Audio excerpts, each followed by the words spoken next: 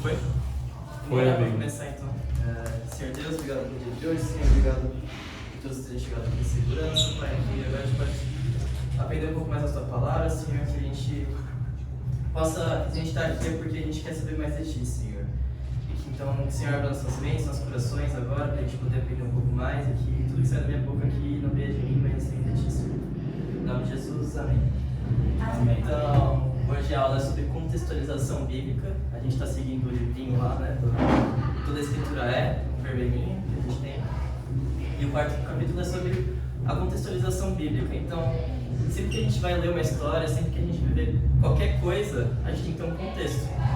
Então, quando a gente pensa numa história, a gente pensa nos personagens, a gente pensa na trilha sonora, mas uma coisa que a gente sempre pensa é no contexto. A gente pensa no local, que são as coisas, está tudo acontecendo, o ambiente, onde as coisas estão acontecendo. Então, quando a gente pensa em uma história aqui, a gente pensa na história de uma certa maneira, a gente pega o personagem de certa maneira e pensa de certa maneira. Aqui de outra forma e aqui de outra forma. Diversas histórias têm diferentes contextos. E um autor, o Michael J. Gorman, que ele vai falar nesse livro Exegese, que é o estudo, como você interpreta o texto bíblico, ele vai falar que a Bíblia simplesmente não caiu do céu. Que curiosamente é o primeiro título do capítulo do livro que a gente está seguindo. Ele vai falar, nem foi escrita numa linguagem especial com uma forma única de literatura por uma estranha classe de seres humanos, não afetados por seu contexto social e histórico. Não, a Bíblia foi escrita por pessoas reais, vivendo em contexto específico da história para tratar do indivíduo em particular e das necessidades da comunidade. E aí ele continua no mesmo capítulo. Costuma-se dizer que um texto sem contexto é um pretexto, uma desculpa para que a suposição de alguém possa ser confirmada pelo texto. Em outras palavras, muitas interpretações equivocadas da Bíblia são devidas à negligência do contexto literário. Então aqui ele está falando sobre a importância de a gente estudar o contexto da Bíblia. A gente sabe que a Bíblia não tem um contexto único. É um livro que foi... Diversos livros reunidos foram escritos em diferentes épocas, diferentes autores, em diferentes contextos. Então, um exemplo que eu queria dar, então a gente pensa que o meu tio sempre termina com a bênção apostólica. E no final ele fala, dê a paz Senhor para tantas pessoas.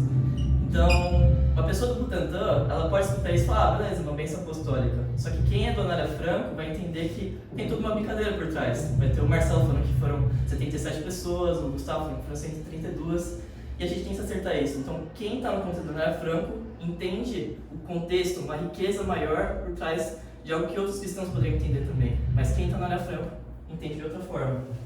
Então, a contextualização é importante porque na Bíblia a gente tem diferentes épocas, diferentes locais, diferentes autores, diferentes destinatários, povos e culturas. Realidades totalmente diferentes do que a gente vive hoje aqui no Brasil. Que dentro do Brasil a gente tem diversas realidades também e aqui dentro a gente tem diversas realidades também. Então a gente tem essa discrepância entre o passado, presente, de localização e tempo. Essa pessoa que eu falo agora, fiquei nervoso. Saiu bonito. Saiu bonito. Mais ou menos.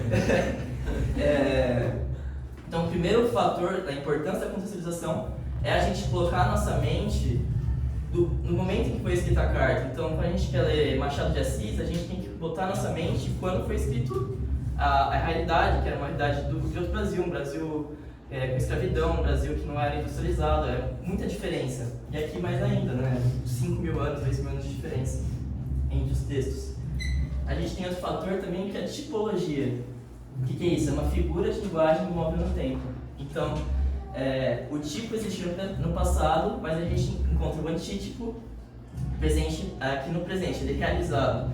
Então, um exemplo, para a gente simplificar isso, o que é a tipologia, é a Páscoa da Torá e a Páscoa cristã. Então, a gente vê quando vai ver lá em Êxodo 12, a gente tem a Páscoa descrita de uma forma, você matava o cordeiro, passava lá no umbral da porta, e a gente vai ter a questão que a gente o povo saindo da servidão do Egito, indo para uma terra prometida, salvado pelo sangue de um cordeiro. E a gente encontra o antítipo, a realização disso na Páscoa cristã, que o cordeiro é Jesus, a gente sai da escravidão do pecado. Então na Bíblia a gente tem muito disso, de uma coisa que aconteceu no passado, ela aconteceu novamente no futuro, dando um novo significado. E a Páscoa é o principal exemplo disso, e o livro de Hebreus também. Tem um negócio que, tipo, que assim, óbvio que a Páscoa é um bom exemplo, né? Mas a Bíblia é aquele negócio que a gente tá caminhando para um lugar de, a gente até falou na última, sobre como toda a Bíblia ela aponta para Cristo de alguma forma, coisa e tal, essas quantas. E até na questão da tipologia tem os tipos de Cristo, né? Tem a realização total é em Cristo. Então Jesus é o novo Adão, Jesus é o novo Moisés. Moisés é o novo José. O novo José. Tipo, Moisés ele recebe a lei no monte. E Jesus ele também dá a lei no monte, no Sermão do Monte. Então a gente tem essas relações em que Jesus é a principal revelação de Deus. Então tudo concerne Jesus e Jesus é o maior antítipo, pode-se dizer dessa forma, a maior realização do Antigo Testamento, que é Deus se revelando totalmente. Então, quando a gente interpreta um texto, a gente tem que ter conhecimento do contexto específico em que o texto foi escrito, para a gente ter uma compreensão correta e mais rica. Então, quando Moisés está escrevendo o Pentateuco, a Torá, ele acreditava que ele estava escrevendo para as pessoas que iriam entender o contexto dele, porque ele está escrevendo para as pessoas que viviam junto com ele. Então, ele escreve pensando que a pessoa já sabe a realidade que está ao redor delas, ele sabe o funcionamento das pessoas. Então, se eu escrever um texto hoje, eu vou escrever de uma forma que aqui as pessoas entendam, não com a mentalidade de uma pessoa do século XV. Então, se alguém pegar uma mensagem no celular, escrever uma mensagem com um amigo meu e falar: Pavio, me encontra no Jones às 2 horas pra gente almoçar. Vocês vão saber o que é o Jones, que é o restaurante perto da Santa Casa, vão saber quem é o Pavio, que na verdade o nome dele é Felipe.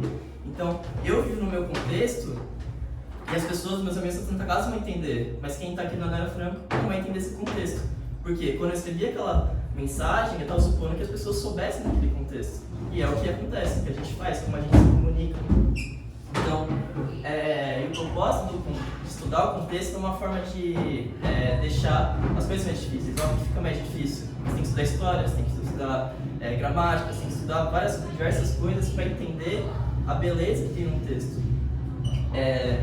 Mas e se a gente deixar o contexto de lado, a gente vai conseguir entender de fato o evangelho que a gente tem na Bíblia. Se uma pessoa leiga, assim, conhecimento da escritura total, do contexto, ele vai entender o evangelho. Ele vai entender a mensagem da salvação, que uma salvação que você vai encontrar em Cristo, o problema do pecado, coisas simples da fé, são compreensíveis numa leitura superficial. Só que se você quer ter uma compreensão completa do texto, ausente de erros, uma compreensão rica que o texto bíblico é muito rico. Muitos textos, eles carregam algo muito mais forte se você olhar o contexto em que ele foi escrito. Então, quando a gente está estudando os contextos, a gente tem que observar o contexto histórico, literário, gramatical e cultural. Então, histórico, o que estava acontecendo naquela época. Literário, eu estou lendo um salmo, eu estou lendo um evangelho. Que tipo de texto que eu estou lendo? É uma carta? Gramatical, então as estruturas dentro do texto. Então, isso eu trabalho para quem traduz o texto, né? Muito mais para quem faz a tradução da NVI, da NAA, as traduções americanas. Você estudar a gramática e se aquilo que ele queria dizer é de fato aquilo ou é outra coisa, se essa palavra de fato quer dizer tal coisa. Cultural, então a forma que as pessoas pensavam naquela época. Então a mente judaica era uma mente diferente da mente grega, da mente romana, da mente assíria. Então você tinha essas diversas mentes e lá você tinha muito essa mistura, né? Principalmente no Novo Testamento.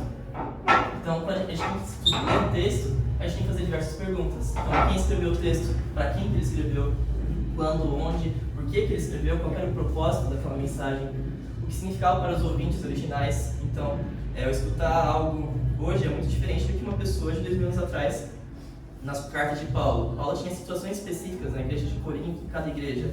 Então, eu não posso ler como se fosse para mim. Ele escreveu para outra pessoa, mas você pode utilizar aquela mensagem para você. Não foi escrito para você, mas você pode fazer uso daquilo. Tem questão cultural envolvida, então quando a gente lê o texto, muitas vezes a gente fala, mano, o que é isso? Então a gente está lendo o Antigo Testamento e vê que Judá tinha que engravidar a cunhada dele, mas isso era uma prática do Antigo Testamento, isso não é uma prática do século XXI. A gente tem que entender esses contextos. Algum aspecto próprio do livro, então quando eu estou lendo Marcos, eu estou precisando, tem algo que a gente fala que são os sanduíches teológicos. Então Marcos, se a gente observar quando está lendo, ele monta como se fosse uma estrutura de um sanduíche. Então ele fala, sei lá, uma ação, a mensagem que ele quer é uma ação. E tipo, o livro todo assim, se você prestar atenção quando você está lendo isso, você tem um aproveitamento melhor do livro. Quais as palavras que estão sendo usadas, qual o contexto em que elas foram usadas. Então, quando a gente tem Paulo falando que hoje a gente vê a Deus como se fosse por um espelho, a gente pensa no espelho moderno, mas o espelho naquela época era um espelho que era de prata, era algo que era mais sujo, ele sofria corrosão, você não era desconhecido, então não era uma imagem correta. Então, quando a gente pensa, é embaçado. Então, não é uma visão perfeita que a gente tem no espelho moderno. A gente tem que olhar o que a palavra significa naquela época, não o que significa hoje em dia. E agora, não tem muito mais o que falar, então pensei em alguns exemplos de onde o contexto é muito importante para a gente entender a beleza, né? Então, tentei pegar diferente do que eu pensei por conta própria. Então, primeiro Gênesis 1, então, aqui a gente tem um relato da criação, né? Então, muitas vezes a gente vê as pessoas questionando por que Gênesis não tem, todos os dados científicos possíveis sobre a criação do mundo. A gente vê cientistas batendo, mas não foi dessa maneira. Só que a gente tem que lembrar que o texto de Gênesis, quando foi escrito por Moisés, ele não estava num contexto em que a gente era influenciado pelo iluminismo, essas coisas, em que a gente queria colocar ciência nas coisas. Ele estava escrevendo numa época em que ele estava circundado por pessoas que eram pagãs, eram pessoas que da Mesopotâmia, de outros povos do Egito, pessoas que tinham diversos deuses que eram força da natureza.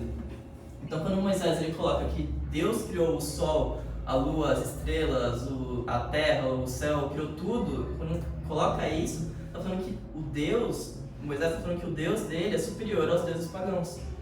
Então, não adianta a gente não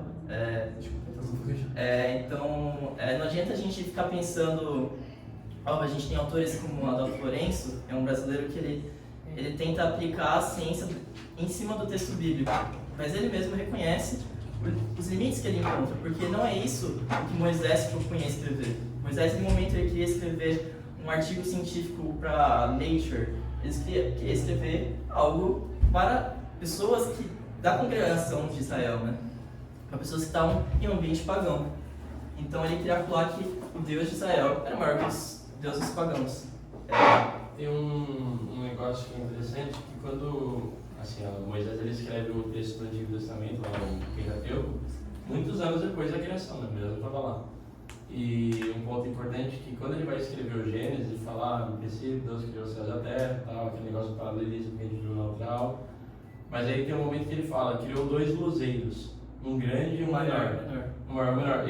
Ele não fala sol no Gênesis, ou ele fala lua, porque o sol e a lua eram cultuados como deuses. Então ele até tem esse cuidado na hora de escrever para falar, criou luzeiros. Mas ele não dá o nome, porque senão as pessoas fariam relações. Até hoje, né, tem algumas heresias que saíram ao longo dos séculos, e até hoje tem gente que acredita nisso, do pessoal falar, quando Deus fala de tal coisa, isso é uma divindade, quando está escrito de determinada forma na Bíblia. Não, e até o autor ele tem um cuidado de, na hora de escrever, ele não mostrar que não existem outros deuses, até na forma de escrever. Não, são luzeiros, não é sol e lua como deuses, são apenas luzeiros. Que na NVI ele fala luminária. Contexto. Luzeiro. Muito importante. O estudo da palavra no contexto que ele estava. Outro texto que eu pensei é o da mulher samaritana. Então, quando a gente lê o texto, a gente sabe, uma mulher, uma prostituta, uma samaritana. A gente sabe que os judeus, pelo menos deveria saber que os judeus tinham um ódio pelos samaritanos, eles não falavam com os samaritanos, por que surge esse ódio? Então, para a gente entender o peso desse texto de Jesus falar com a mulher samaritana, a gente tem que voltar lá para o Antigo Testamento. Então, quando a gente fala do Antigo Testamento, a gente vê que tem a primeira separação entre o norte e sul, Israel e Judá, que era o Jeroboão I, lá no século X a.C. Então, a gente vê que ele estabelece dois altares idólatras, um em Dan e outro em Berseba. Ele adorava bezerros de ouro em cada um desses altares. E a gente acreditam que ele adorava esses bezerros de ouro porque era uma referência ao que aconteceu lá com Moisés. Ele sobe o monte, Arão e o povo constroem bezerros de ouro para adorar. E ele parece que é uma referência a isso, por isso que Jeroboão I escolhe o bezerro de ouro para adorar. E aí depois de Jeroboão II, no 8º século, a gente vê esse momento que o reinado lá do norte de Efraim, de Israel, ele é um período de grande expansão militar desse império. Então eles estão muito fortes, eles estão com um exército forte, eles estão com uma economia muito forte, está tudo muito bem. Então esse é um momento que as pessoas são muito arrogantes, elas estão oprimindo os pobres, os menores, né, naquela época, tinha muito materialismo, apostasia, idolatria e uma falsa sensação de segurança. Então, as pessoas, eles conseguiram muito poder, eles conseguiram poder econômico, militar, eles faziam excursões militares e ganhavam tudo, contavam muito dinheiro. E então eles começaram a ignorar Elias e Eliseu, eles começaram a apostatar da fé, eles começaram a largar a fé. E aí, o que acontece? Eles começam a largar a fé, só que aí surge um outro império, o Império Assírio, em que o próprio Deus ele promete que através, com a mão dele, a forte mão dele, ia chegar uma hora. E aí ele usa a mão através do Império Assírio para derrubar essa arrogância do povo de Israel, de Efraim, do Império do Norte. Então a gente tem eles invadem Samaria e acabam o reino em 722 a.C. E uma prática comum dos assírios, o exército assírio era um império que o exército deles era muito maldoso. Então existem descrições em que eles empalavam as pessoas, eles matavam todo mundo. Eu não sei nem se eu coloquei aqui, acho que não, esqueci. Mas era um texto que falava de algum general assírio que ele falava que ele colocava as pessoas através de paredes, quem desobedecesse ele arrancava a pele, colocava nas colunas, empalava as pessoas. Era um império que era muito violento. E uma das coisas da dominação deles, eles pegavam as pessoas de um local e jogavam em outro lugar do império. Porque uma vez longe da terra delas, elas não tinham muito motivo para lutar. Então, se eu estou longe da minha casa, por que eu vou lutar onde eu estou agora? Você só aceita a situação que você está. Você está longe dos seus deuses, Deus, no caso de Israel, né? Então, eles estavam distantes da terra e não tinham motivo para lutar contra. E eles aceitavam a situação que eles estavam. Então, isso às vezes não foi diferente com Israel, né? Eles foram deportados, mas logo os assírios tiveram problema em dominar a terra. Começaram a surgir leões que atacavam as pessoas, os assírios de fato, a terra não começava a plantar. Eles falaram, não, tem como dominar essa terra. Aí eles trazem de volta os israelitas, e no que traz de volta os israelitas, que já era um povo que era idólatra, quando eles foram dominados, eles fazem uma miscigenação com os assírios e surgem os samaritanos. Eles estupraram as mulheres. Não só isso, mas eles estavam vivendo junto lá agora. Ele não era mais uma forma de dominação, eles queriam dominar a terra só. Mas tem isso também durante todas as dominações dos exércitos. Né? Então, um negócio que assim, era parte disso também, os caras eles meio que tentavam dispersar porque assim, a única coisa que pode ser mais firme do que qualquer outra coisa é a própria cultura de um povo. Assim, conquanto o grupo permanece junto, a cultura ela era retida e ela vivia. E assim, cara, os judeus eles são um problema, os israelitas são um problema, então vamos dispersar ele para vários lados diferentes, para literalmente, assim, intencionalmente eles se darem casamento com outras pessoas, para a cultura deles se misturar, para eles deixarem de ser um povo e eles deixarem de existir. É exatamente o que rola nos samaritanos. Israel tem um ponto ainda mais que eles tinham a promessa da terra, né? Da terra prometida, então eles tinham um valor pela terra maior ainda, então foi uma luta maior ainda, só que eles acabaram se misturando. Então, quando Jesus fala com a mulher samaritana, que era uma mulher, uma prostituta, que tinha diversos homens, essas coisas, e ele ainda fala com uma samaritana, que era um povo que era um povo que era de Deus, que se separou no Reino do Norte, se tornou idólatra e ainda se misturou com outro povo pagão. Você vê o peso que isso traz para o texto de verdade, que Jesus estava falando com uma mulher que era um grupo que era mais menosprezado naquela época, prostituta, mais menosprezada ainda, e fala com uma samaritana, que era um povo que era muito odiado pelos judeus. Os judeus não passavam no meio da Samaria por causa disso. E Jesus, o Messias, vai lá falar com essa mulher. Você vê o peso que isso carrega, né? Então, quando Jesus faz isso, a gente vê que a bênção de Deus, que Deus prometeu uma vez em Abraão, que seria para todos os povos, Jesus está cumprindo aqui. Para todas as pessoas, uma mulher, uma prostituta, e para todos os povos, que é uma mulher que, em tese, era de outro povo já tinha miscigenado com outro povo. Que é uma promessa que já é feita por Deus desde o Antigo Testamento. Desconstruir, né? Desconstruiu tudo. Jesus, ele vira tudo. A gente também tem o texto do Mateus 9:24, que vai falar que em verdade vos digo que é mais difícil, quase impossível de um rico entrar no reino dos céus. É mais fácil um camelo passar num buraco de uma agulha do que um rico entrar no reino dos céus. E a gente vê muitas pessoas usando esse texto como um pretexto, como a gente falou no começo, para falar que o cristão não pode ser rico, ele não pode ter riquezas, ele não pode acumular coisas. E quando a gente vê esse texto, de fato, o contexto que ele está inserido, a questão, a gente já tinha falado, Jesus já tinha falado do problema das riquezas antes, você ser apegado às riquezas, tanto que ele fala para o rico largar tudo e seguir a ele. Mas no 24, a questão não é essa. A questão que Jesus quer explorar não é a questão da riqueza. É que a riqueza, naquela época, ela era vista como um sinal de aprovação de Deus. Então, se você conseguiu alcançar a riqueza, é porque Deus está te abençoando e Deus está aprovando o seu modo de agir. Então, quem era rico era mais provável a entrar no reino de Deus. E Jesus, ele faz essa comparação não para falar que o rico não ia entrar, era para a pessoa que era, os discípulos até perguntam, então quem pode entrar no reino dos céus? Se o cara que é rico, o cara que é aprovado por Deus não pode entrar no reino dos céus, quem pode entrar? Eu não posso entrar se o rico não pode. Jesus, ele vai falar, ninguém consegue. Essa é a questão que Jesus quer colocar. Ele quer colocar que ninguém consegue entrar no reino dos céus a partir da própria mão. Ele quer apontar para a necessidade de um discípulo. Então esse texto não é questão de se eu posso ser rico ou não. A questão é, ninguém pode alcançar a salvação. Ninguém entra no reino de Deus sem o Cristo, que era ele era o caminho. Então, a questão desse texto é a importância do contexto, né? Tipo, muitas vezes as pessoas usam isso como pretexto para falar contra a riqueza, mas não faz sentido. Eu tenho uma dúvida. No texto ele fala, é mais fácil um camelo passar pelo buraco, ou seja, então há a possibilidade. Não tem possibilidade. Não, Ele faz uma metáfora hipérbole. absurda, uma hipérbole, de uma maneira que, tipo, isso não vai acontecer nunca. Tipo, isso não... Tipo, é mais fácil. Fisicamente não existe. não tem como. muito de... Não, mas é que nesse sentido que você comentou, entendeu? Tipo assim, o rico ele não vai por conta própria, se nem o rico, nem o pobre vai. Então é mais fácil. Todos, Ou seja, ninguém consegue. É porque essa visão que o pobre tinha do rico. Tipo, tanto que você vê no 25 que os discípulos até perguntam se eles não conseguem, então... vamos dizer assim, né? Ninguém consegue. Tipo... Se eles não a conseguem, gente eu posso. pensa em agulha como aquele instrumento de metal da costureira, mas até a avaliação dos contextos é importante nesse caso, porque não é isso. A agulha, ela, assim, os muros de Jerusalém, eles tinham fendas, que era tipo para caso tivesse muita chuva, tivesse chuva, para a água escoar para fora.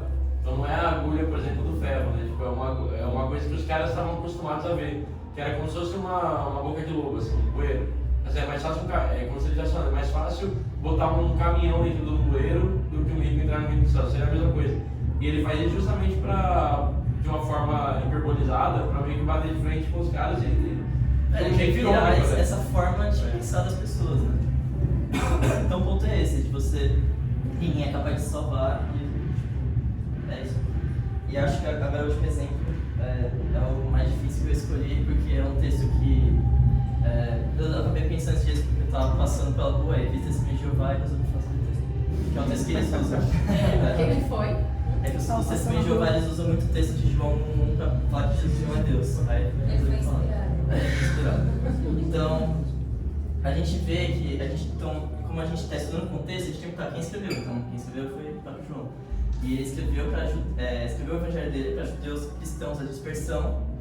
Então, eram judeus que estavam, que quer dizer isso, eram judeus que estavam familiarizados com o pensamento grego-romano. Eles eram de diversos lugares, eles sabiam a filosofia grega, o pensamento romano, a forma de agir deles, mas o fato de que eles eram judeus. Então, João, ele desejava, quando ele escreveu esse texto, a gente vê João, tanto a primeira João, as cartas dele, a gente vê que ele está lutando contra a heresia gnóstica, que eu já expliquei um pouco na primeira aula, mas a heresia gnóstica, que era uma mistura mais ou menos do cristianismo com a filosofia grega. A filosofia grega, eles eram muito influenciados pelo dualismo. O que é o dualismo? Eles acreditavam que, de forma mais simples, eles acreditavam que o que era espiritual era bom, o que era físico era ruim. E a partir desse pensamento, Jesus não poderia ser Deus e homem. Tipo, eram coisas que não batiam. E João, ele escreve esse texto realmente para bater nisso, né? Então, esses gnósticos, eles negavam as duas naturezas de Jesus, que é algo que a gente acredita e a igreja condenou como heresia na época, né? Então, só que nesse texto em específico, a gente tem que estudar tanto o contexto histórico-cultural quanto a linguagem original. Eu vou colocar um grego, não se assustem, eu vou explicar certinho. Mas porque Pra quem não sabe, o Wiki estava estudando grego. Os testemunhos de Jeová, eles usam o texto grego para botar peso no ponto deles. Então é importante a gente, pelo menos nesse texto, a gente estar familiarizado com o grego. Então esse é o texto. Eu coloquei aqui em grego, aqui como se pronunciaria, e aqui o texto, a tradução mais ou menos certinha. Então seria em Arre, em Logos, Kai Logos, em Proston Theon, Theos, em Logos. Então, Arre, arcaico, princípio, algo antigo. Logos, eu vou explicar mais o que é depois. Theon, Deus, Theos e Logos. É um texto assim, é um dos primeiros textos quando se estuda grego, esse daqui. Mas primeiro a gente tem que entender o que é o Logos. Então, novamente.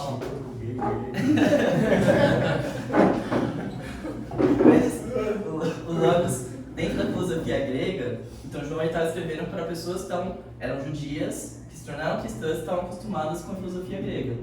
Então o Logos, dentro da filosofia grega, era como se fosse uma razão, uma lógica que sustentava todo o universo.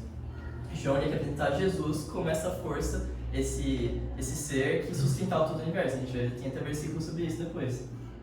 Então ele quer mostrar Jesus como um caráter divino. Se ele sustenta toda a criação, esse ser, esse cara tem que ser divino. Então a gente tem que dividir em 3 partes esse texto. E lá no começo, em Arre, em Logos, no princípio era a palavra, no princípio era o Logos. A gente vê já a primeira importância de estudar o contexto. Então quando João usa esse termo, o em Arre, no princípio, a gente vê que é uma referência ao que a gente encontra lá em Gênesis. No princípio ilustra essa questão de relacionar a criação do mundo em Gênesis com a existência de Jesus, com a existência do Logos. E se a gente vai ver lá na Septuaginta, que a tradução do Antigo Testamento para o grego, que as pessoas daquela época de Jesus já tinham acesso, então ele usa essa referência e tira diretamente de Gênesis para mostrar que Jesus já estava presente desde o momento de Gênesis, desde o momento da criação. E ele já era na criação, então ele já existia antes da criação. Então esse caráter ele quer reforçar o fato que Jesus é divino, que se ele estava presente no momento da criação, ele é divino. E é legal que ele usa nesse conceito, na forma de mostrar um conceito da cultura judaica e da cultura grega. Então a gente vê essa questão de João ele fazendo de tudo para entender a mente do público que ele está falando. Então, eu não lembro de qual que é o livro que eu tirei isso, era alguma tribo da Somália, alguma coisa assim, não sei de onde, que eles não tinham contato com a palavra cordeiro. Então os caras pensaram, mano, como que eu vou explicar o que é um cordeiro para esse cara que nunca viu um cordeiro na vida dele? Então, e aí eles vão de certa forma, na hora de fazer a tradução, eles vão pensar no porco. No porco, lá dentro desse povo, era visto como uma forma, uma carne nobreza, uma carne nobre. E só que eles pensaram, como que eu vou apresentar o porco, o sacrifício, sendo que o judeu não podia nem comer porco? Então a questão é que eles tentam misturar mais ou menos, na hora que eles vão explicar, eles falam como se fosse o porco, mas na tradução eles não falam que é o porco. Mas o ponto é você tentar entender o que o seu público entende, como ele entende as coisas, como você vai explicar isso. E João ele faz isso daqui de uma maneira absurda, tipo, mistura filosofia grega com cultura judaica, com Gênesis, em grego, é muito louco. A segunda parte, então, no princípio era a palavra, e a palavra estava com Deus, Kai Logos e Proston Theon. Esse Proston é como se estivesse próximo de Deus, junto de Deus. Então, a questão aqui é que ele estava presente no momento da criação, e ele estava junto com Deus também. Ele não ele só existia, ele estava juntamente com Deus. Então, é criar uma associação entre o Logos e com Deus. E a questão que você está associado, se você falar que eu estou associado com o Juliano, você indica distinção também. São 2 pessoas. Então, é o conceito da trindade já tem aí, mais ou menos. Você tem essa distinção entre o Filho e o Pai, entre o Logos e Deus. E também que tipo, a galera não tinha uma noção, não existia na cabeça deles que tinha uma trindade. Tinha o Pai, o Filho e o Espírito Santo. Isso começou 300 anos depois da igreja, que os pais falaram, eles estão falando de uma trindade, vamos então documentar isso, porque existe aqui uma separação clara entre esse Deus que é 3 e é 1, então tipo, mas na cabeça deles na época não existia isso. Então esse é um dos maiores mistérios do Evangelho, no sentido de que como que Jesus e Deus é um Deus só? Tipo, Jesus e Deus Pai é um Deus só. Como que o Espírito Santo também é um Deus só? Tipo, é uma coisa meio maluca. Então, um é o outro e todos são um. Um é o outro e todos são. Não faz sentido. Então, hoje a gente, depois de 2000 anos de igreja, é muito fácil. Não, Trindade, Deus Pai, Filho e Espírito Santo. A gente ouve isso o tempo todo. Mas na época, isso é subversivo. Ninguém... Completamente. O conceito da trindade, muita Bíblia, fala, isso é a trindade. A gente tem vislumbres, então se fala em Gênesis, a gente fala, vamos fazer o homem a nossa semelhança. Nós quem? Aí os judeus vão falar que eram os anjos, que seres divinos, mas o nós, a construção que está lá é muito mais tipo de nós, eu, Deus e Trindade, mas algumas pessoas que não foram reveladas ainda. Naquele momento a gente vê no Novo Testamento João indicando isso novamente, né? De que Jesus era Deus. E é legal também que nessa expressão que ele monta do Logos em Próximo Theon, a palavra estava com Deus, é interessante que era uma tradução hebraica também, assim, mas é interessante que é meio que uma expressão que denotasse que esse Logos, que Deus fez a criação a partir da voz dele, da palavra dele, que Jesus ele estava junto com Deus, ele existia lá em Gênesis, lá na criação, ele estava junto com Deus, ele era distinto de Deus e ele participou no processo da criação. Mais um reforço para mostrar que Jesus era divino. E agora, o texto que os testemunhos de Jeová usam o trecho para falar que Jesus não é Deus, a gente vai ter aqui o Kai Theos em Logos. Então, o Kai é como se fosse um E, é uma conjunção, Theos, Deus, em O, não tem que traduzir, e Logos, que era a palavra. Então, é interessante que quando a gente vê aqui em Deus, a gente não tem um artigo. Então, quando eu vou... Então, o que os testemunhos de Jeová vão falar que, como não tem um artigo, esse Deus é como se fosse... Deixa de ser algo definido, o Deus, para virar um Deus. Então, eles usam esse texto para falar que, porque não tem um artigo, Jesus, esse Logos, era como se fosse um Deus. A falta de um artigo sustenta a fé deles, é isso? Uma questão errônea. É basicamente isso. É basicamente isso. Isso tem. É basicamente E eles colocam isso no textinho deles lá. É que eles têm, os testemunhos de Jeová têm outra tradução, a tradução do Novo Mundo. E eles tentam seguir esse mesmo padrão que eles seguem aqui em toda a tradução deles. E a tradução deles é toda bagunçada, confusa, porque se você não segue a construção que eu vou falar, não faz sentido o texto. Então... é a mais aceita academicamente, né? Porque estuda grego. Exatamente. Então, o ponto deles, tipo, se você pensar, beleza, não tem artigo, então indefinível, então Jesus é como se fosse Deus. Mas isso você ignora o contexto gramatical e o contexto do livro de João. João está escrevendo para provar que Jesus era Deus. E aí a gente precisa usar primeiro um trechinho, que, porque não tem um artigo, numa tradução correta que eles fazem, eles baseiam toda a fé deles. Então a gente tem que estudar o contexto gramatical do texto que foi escrito. Então, a tradução deles não segue o que a gente chama da construção de Cole. Eu não vou explicar o que é, mas basicamente quando o predicativo, o nominativo, antecede, o verbo de negação, ele vai ser qualitativo e não indefinido. Mas essa é a construção. Então, basicamente, porque o Theos tá bom, mas é isso a construção. Agora eu entendi. Essa construção, Ela vai entrar no cordeiro, ela é isso aqui. essa construção, ela não está somente nesse texto. O Theos, outra coisa, está sem a presença do artigo. Essa construção é encontrada em vários momentos do Novo Testamento e em textos daquela época também, outros textos gregos, não somente a Bíblia, né, em si. Então, quando eles não seguem... Tem outros textos que usam um artigo? Tem, sim.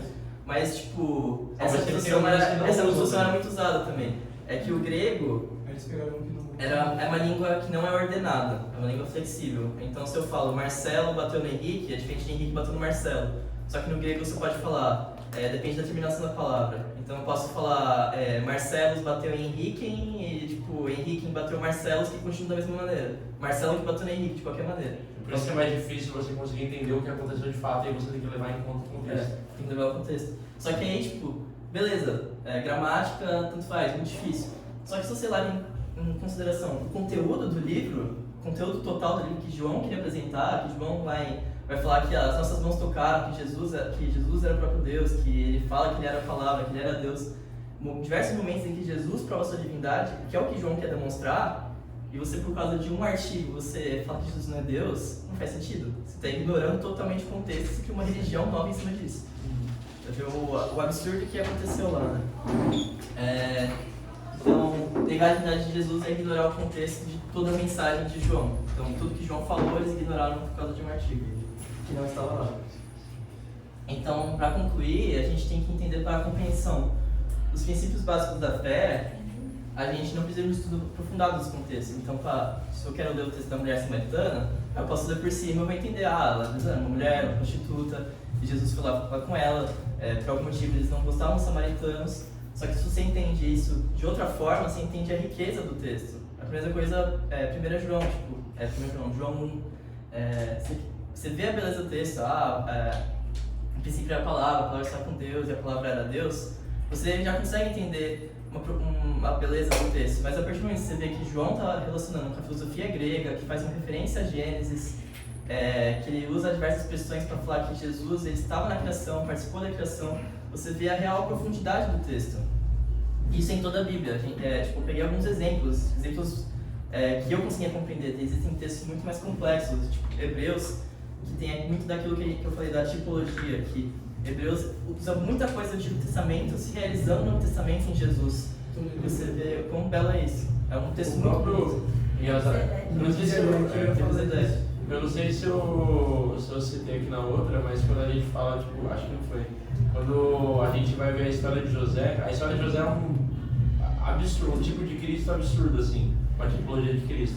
Porque você vê, a raiz do nome é a mesma, né? Yeshua, Deus salva.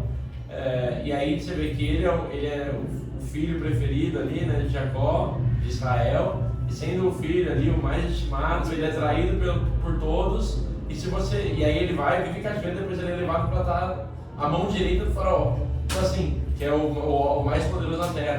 Só que tem um negócio que é interessante, que quem começa ali o ato de rebeldia e traição com José é Judá. E se você for fazer a referência direta a Cristo, você vai ver que Judá e Judas é um nome que provém da mesma raiz. Então assim, são tipos tão bem definidos, se você começa a avaliar os contextos, você vê isso, tudo se organizando numa mesma coisa.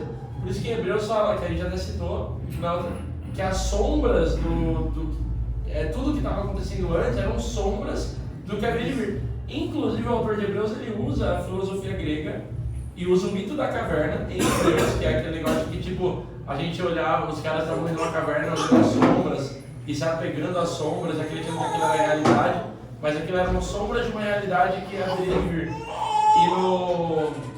Deixa eu só falar. Você, Marcelo. Não, ela sempre chora aqui. E eu sou feio. Ela dá uma cabeça. Desculpa. Tá bom. Enfim. E aí você vê que o autor de Hebreus, ele começa a usar o mito da caverna de Platão dentro de um livro que ele está explicando para judeu que o Antigo Testamento eram sombras dentro de uma caverna da grande revelação da realidade, toda a realidade que é Cristo como o Filho de Deus. Então, essa avaliação do contexto, que assim, quando você lê, aí eu acho que a grande dúvida que às vezes pode pegar na cabeça de todo mundo mas lendo eu não consigo identificar esses textos, eu não consigo identificar para quem está falando e tudo mais. E por isso que assim, a Bíblia, ela sozinha, ela é o que é necessário. Mas é muito necessário também que você tenha material de apoio de gente que estuda sobre a Bíblia. Então, por exemplo, a gente tem um que a gente indica que a Bíblia de Estudo NA. É um investimento que vocês vão fazer, R$200, mas tem contexto, ocasião, propósito, autoria, data, mapas, que assim, comentários muito diretos vão abrir o teu entendimento sobre os textos e sobre a sua fé, vários apêndices também de Bíblia, teologia, sei lá o que, de história, que vão abrir a tua cabeça para você começar a entender que o texto talvez ele tenha muito mais profundidade do que você imagina. E inclusive, só para finalizar eu falar mais, perdão? Sério? Eu falo sério? Não, eu vou falar. Eu falo assim, não. Até gravou. Não, por exemplo, o quanto que isso é importante no nosso meio, a igreja com I maiúsculo, né? Porque quando a gente está ensinando, tem muita gente que a gente conhece em várias igrejas que a gente vê, televisão, coisa e tal, que as pessoas pregam passagens sem levar nada em conta do porquê que estava sendo escrito. E aí que está o grande ponto da questão da bibliologia, dessa aula que está inserida aqui, da gente conseguir entender que às vezes as pessoas estão pregando coisas que elas leram lá e elas tiveram a própria interpretação delas, mas não necessariamente a interpretação correta. E como isso pode atrapalhar, você vê que a falta de um artigo cria uma seita, cria uma nova religião, uma seita que não acredita no Filho de Deus, e quantas pessoas não seguem aquilo? Então assim, a falta de zelo e de cuidado pelo texto bíblico faz a gente cair em erros até de aplicação na nossa vida, que é o principal no nosso caso, a gente começa a viver o evangelho de uma forma totalmente equivocada, porque a gente não entendeu o que está escrito. Acho que o primeiro passo para isso passa a ser até você ler o livro inteiro. Porque muitas pessoas só pegam um versículo e Lê o tipo, capítulo anterior. nossa, assim, óbvio que uma boa pregação por vezes usa 3 versículos. Mas é uma pregação que o cara estudou tudo. Mas assim, tem gente que só pega um versículo e baseia a vida inteira e não sabe nem da onde tá. Eu acho que o mais assim, comum que a gente vê é o, por exemplo, onde 2 ou mais estiverem, ali estará o Senhor, né? Tipo, todo mundo fala, não, porque se a gente tá aqui orando, Tá de bombadinha aqui. então, Jesus tá aí, tipo, Não, não. somos uma igreja já. O contexto Sai é um monte de tipo. coisa disso. Então, e o contexto é totalmente diferente. O contexto é tipo, tá tendo treta entre os irmãos, e daí o fala assim: olha, pega lá, fala com ele, conversa, não resolveu, então leva pra igreja. E daí na igreja vamos resolver esse problema. E daí, na igreja resolvendo, onde 2 ou mais estiverem, ali estará, ou seja, a decisão do Senhor. E tipo, é muito diferente do que as pessoas É usam. um texto de disciplina eclesiástica, eles se tornam algo para tipo, falar, estamos numa reunião, então Deus está aqui, mas Deus é onipresente. Então, tipo, você no seu quarto orando, Deus está lá. Tem um ponto nisso. Espera aí que eu preciso Mas apagar tudo- umas mensagens que eu mandei.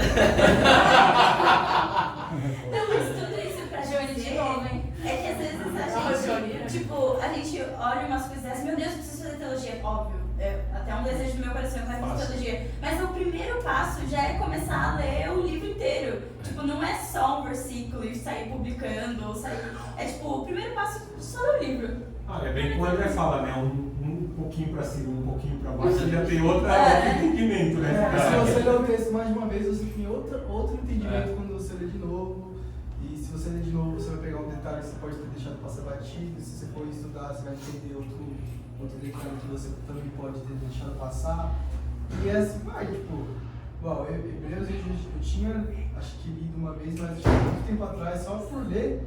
E aí hoje eu tô lendo de novo com o Gu e tipo. Fala, uau, eu nunca tinha percebido isso. Quando a gente fala de contexto, né? O contexto do Brasil, onde a grande maioria das pessoas não lê, ele ter citado um versículo já é uma vitória. Ele leu o versículo. Você quer que ele leia o livro É porque inteiro? o normal é não Ele lê ter, sempre. a gente não tem uma cultura de leitura. Não tem. Aí de repente você fala assim, ó, um investimento de R$200. De repente pra gente aqui tá ok. Você fala 200 conto num livro.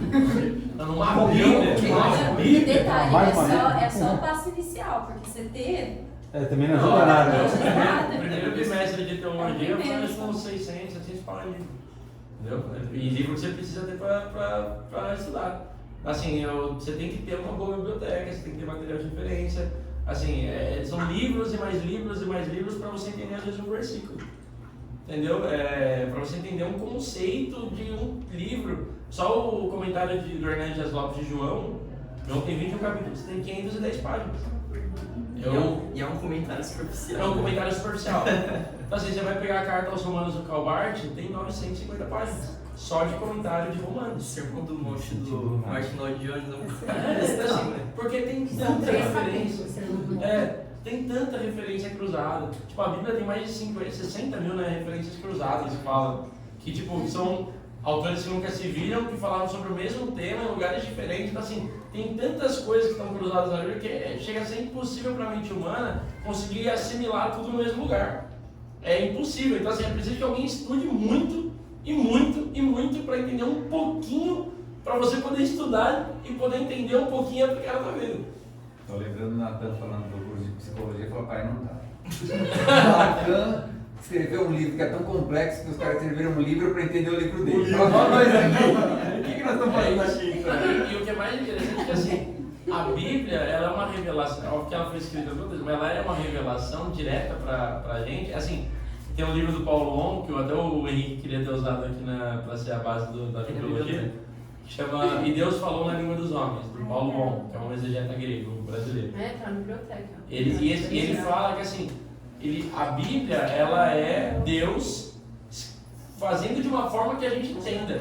Porque o conhecimento dele é tão maravilhoso, tão elevado, é tão impossível de entender quem Deus é, que Deus ele cria uma forma de você entender que é a Bíblia. Só que mesmo a Bíblia É muito complexo. O próprio Jesus, Deus se bota no contexto do humano para se revelar quem é a pessoa dele. É. Então é importante. A gente conseguir entender, e mesmo assim ainda.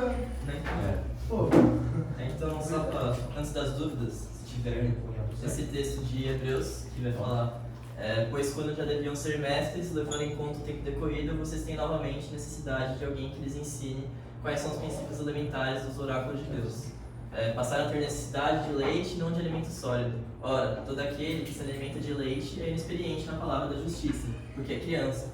Mas o alimento sólido é para os adultos, para aqueles que, pela prática, têm as suas faculdades exercitadas para discernir não somente o bem, mas também o mal. Então, esse texto é uma forma para a gente sair da mediocridade, né? Sair do padrão e tentar entender mais o texto, tentar ver a verdadeira riqueza que a gente tem no texto. Mais uma coisa, antes das dúvidas, eu coloquei esses 3 livros aqui tá azulzinho por causa do... Eu coloquei link, né? Aí eu mudei o PDF no grupo. Mas esses 3 livros, esse André Heinck, ele é um historiador, ele é brasileiro, e ele escreveu, aqui é o contexto dos outros da Bíblia, então os outros povos que viviam juntamente com Israel, aqueles da Bíblia, aqueles que a gente vê na Bíblia, o povo de Israel, e nós, a Bíblia, os cristãos. E ele explora toda a questão histórica dos povos, a cultura, tem um best-seller também no Brasil, os outros da Bíblia. Quem quiser, eu tenho, se só pedirem pra emprestar. É muito bom esse livro. O Johnny. Esse aqui é um pouco mais... nada de difícil assim, mas ele vai explicar a forma como você explora o texto bíblico, que é a exegese, as ferramentas que você tem para entender o texto bíblico e fazer uma boa hermenêutica. E tem esse vídeo aqui também, do Bible Project, que ele vai falar essa questão dos contextos. Ele fala bastante da tipologia, ele fala da questão do Egito, umas coisas assim, 5 minutos de vídeo. E o Bible Project é muito legal, ele é tudo animado, assim, nossa. Vídeo rápido. É muito bom para ler o livro antes, porque você entende o contexto. O livro, o canal desse cara aqui, do Paulo Wong, tanto o canal dele quanto um podcast. Ele tem um podcast que é o Contexto, que ele vai explorar questões mais acadêmicas do texto, mas é muito legal que tem até um podcast que eu achei muito legal dele, que é de Natal, que ele faz uma mini pregação sobre o Natal, lendo só a genealogia de Cristo, que é um negócio chato de se ler, mas você vê a riqueza que tem por trás da genealogia de Mateus. Isso vai estar no grupo? Já mandei. Já? Uau. Não, não. mandei agora. Então, a gente vai somar. A gente vai jogar o link no recado de novo, como já foi feito. Sério? Não. Nos recados? Não jogaram. Link do grupo? Mas recado. Então, a Quando gente eu vai jogar. perguntei, vocês falaram que era grupo antigo, que vocês iam arrumar pra eu contar acho pessoal. que é- Vamos jogar no grupo dos recados logo Não, após. eu vou pesquisar. Eu vou pesquisar, porque eu tenho aqui. Ó, o Juliano tá aqui desde a primeira aula de futebol. Vai pedir ele A também. gente vai Você colocar. jogou hoje? Eu mandei agora, eu esqueci de mandar. Mas alguém tem dúvidas? Preciso estudar para ter dúvida. Não, isso é Dúvidas, perguntas, discussões, comentários. Tem que dar EVD, que é o pessoal que tá participando do vídeo. Depois ele põe Alguém teve dúvida aqui? Gênesis. Não, tio. Mulher samaritana. Não? Aqui é do rico. Eu ainda fiquei. Ela tá com o cabelo ainda. Ela tá pensando no cabelo. Ela tá pensando no cabelo passar no. Porque o texto é logo depois do rico negar que Jesus falava, nega todas essas coisas e venha me, né? Mas é o rico de Zaqueu. É entre o jovem rico e Zaqueu. Ele E dá tipo, o exemplo ruim, ele ensina e ele cumpre. Então, é legal que você avalie esse contexto, que assim, um capítulo, é o que eu acho que o Ico colocou isso. Ele fala, texto fora de contexto, foi você que colocou isso aí? Gera pretexto. É texto de fora de contexto, gera pretexto. Assim, quando você vai pegar o Sermão do Monte, por exemplo, que ensinou, que é Mateus 5, 6, 7. Se você ler só o Mateus 6, você vai ter uma compreensão. Se você ler o Mateus 5 e 7, você vai ter outra compreensão. A pregação de Jesus, o sermão de Jesus, fica mais ampliada. A mesma coisa, você tem que entender que assim, isso é um ponto importantíssimo, gente. Quando a Bíblia foi escrita, ela não foi escrita em capítulos e versículos. Todos os livros bíblicos foram escritos corridos, principalmente cartas. Cartas são cartas. Então assim, você não coloca capítulo numa carta, quando você mais ninguém escreve carta mais vezes, entenderam? Mas vocês não colocam capítulos das cartas. Os capítulos, os versículos, vieram, sei lá, 300 anos depois de novo, os versículos vieram 1000 e poucos anos depois para ajudar a gente a achar. Mas o ponto é que quando você lê o texto, não tinha esse subtítulo, a questão do divórcio. Era um texto só. Então, acho que neste ponto era até mais fácil você entender que, por exemplo, o texto de Mateus 19 não está desconectado de Mateus 20. Não está desconectado de Mateus 18. Então, é o que a Isa falou. Tem um ponto de que ele fala do jovem rico. O jovem rico cumpriu os mandamentos, então ele representava um legítimo judeu, mas ele não estava disposto a largar tudo que ele tinha. Aí ele fala, é mais fácil um rico entrar nessas coisas. Depois ele vai para Zaqueu, que era um belo rico, que sobe no topo de uma árvore só para tentar falar de Jesus. E Jesus fala, hoje eu vou comer contigo. E ele fala, eu vou ressarcir todo mundo que eu roubei, porque não importa mais a riqueza, importa você. Você vai ver que o texto ele amplia. O jovem rico importava a riqueza tanto que ele não conseguia seguir Jesus. O outro largou a riqueza para seguir Jesus. É tipo, Jesus ele aproveita que está falando sobre riqueza, essa questão do rico ser uma palavra de Deus, e tipo, acho que a chave desse texto é tipo 25, 26. O Vinícius discípulos ficaram muito admirados perguntando, sendo assim, quem pode ser salvo? Se o rico não pode, eu consigo? Aí Jesus fala, olha para ele e diz, para os seres humanos isso é impossível, mas para Deus tudo é possível. mostrar que não está na nossa mão. E no caso ele era Deus. Eu acho que não, ele tava falando um artigo. Então, falou um artigo, não sei. Mas esse é o ponto tipo, desse texto. 2, não sei. Alguém tem mais comentários a fazer aí? Tem o de João Essa também. cena do The Chosen deve ter, mas para Deus. Yo! Essa semana de Chosen vai ser muito boa. É verdade, né? Vai ser muito famoso aqui hoje. E tem esse último, João, que é o mais difícil, mas eu achei necessário por causa da questão do testemunho de Jeová. Alguma dúvida? Sim, sim, Eu não entendi Tem que como ser ler. grego ali. Eu não entendi a Tá primeira embaixo. frase. Como você consegue ler pra gente? Ah, eu vou traduzir, ó. EV, veículo elétrico. Cada um no seu contexto, né? Gente, mas é mais fácil do que parece, assim, quando vocês... É que tem essas, tipo, o V pra gente é o nu pra eles, que é o N. Esse N deles é um E. Então é em Arre, que É muito difícil de É, pronunciar. Logos é fácil, É que quando vocês tipo, entendem a sonoridade de cada letra do alfabeto deles, fica mais fácil, porque você lê tranquilo qualquer coisa. Não é tão Ah, realmente. É um Mas- pulinho pra Não, cabeça. então, sim, aí você aprendeu o vocabulário.